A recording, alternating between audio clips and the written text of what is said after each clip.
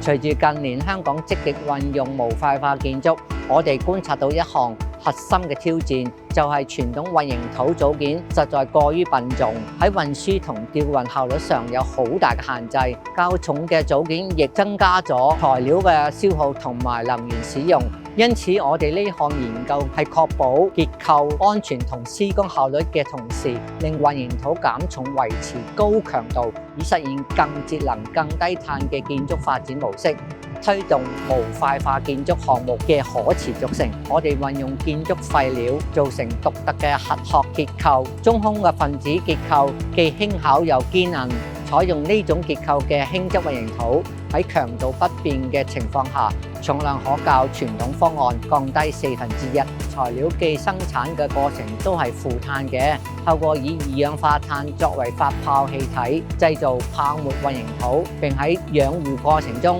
將工廠排放嘅二氧化碳鎖咗喺混凝土裏面，真正做到轉廢為材。呢項技術已經成功落地，應用咗喺元朗丹桂村嘅地盤辦公室項目上面，獲得香港綠色創新大獎，係對香港本地大學科研嘅肯定，證明我哋有能力將科研轉化為實際嘅綠色建築方案，為邁向碳中和奠下重要基礎。